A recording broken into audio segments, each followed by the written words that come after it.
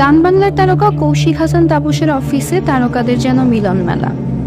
দেশের কোথাও কোনো প্রোগ্রামের জন্য কোনো শিল্পীকে ডাকা হলে সেখানে লাখ টাকা গলাতে হবে, কিন্তু একসাথে 1 ডজন খানেক শিল্পী তারকাদের নিয়ে রাতভর চলে রঙ্গলীলা তাপসের গান বাংলা অফিসে।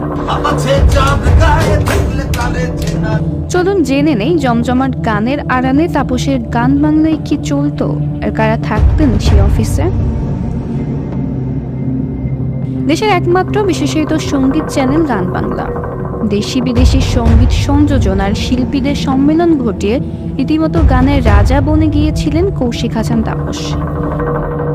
বিদেশি থেকে সানি লিওন, মিমি চক্রবর্তী, স্বস্তিকা মুখার্জি, নার্গিস চাকরির মতো বলিউড স্টারকে সামনে বসিয়ে আড্ডা দিতেন তাপস। নিজের মেয়ের বিবাহে নাচিয়েছিলেন সানি লিওনকে, বসিয়েছিলেন তারকা মেলা। তাপস ও তার স্ত্রী ফারজানা মুন্নির ক্ষমতা, প্রভাব ও বিস্তার বিশ্বব্যাপী। তাপসের অফিসে নিয়মিত যাতায়াত, ছবি অঙ্গনের বহু তারকার চলত রাতভর গান বাজনা।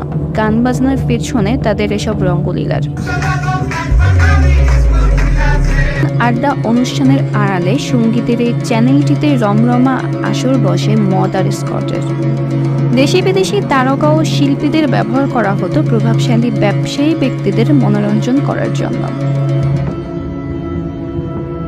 সঙ্গীত বিনিময় ও বিনির্মাণের নামে মূলত দেশি বিদেশি নারীদের ব্যবহার করতেন তাপস।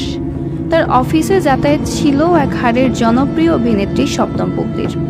গুঞ্জন শুরু হয়েছিল তাপস ও বুবলির প্রেমের সম্পর্ক, যা তাপসের স্ত্রী ফারজানা মুন্নি নিজেই জানিয়েছিলেন।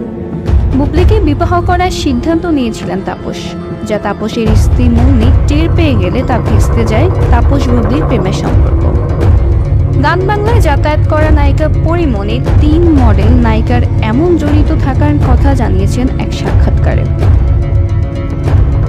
নিয়মিত বসাতো ফেসবুক লাইভে তারকাদের হাট, দেশি শিল্পীরা সেখানে রাতভর গান গাইতেন।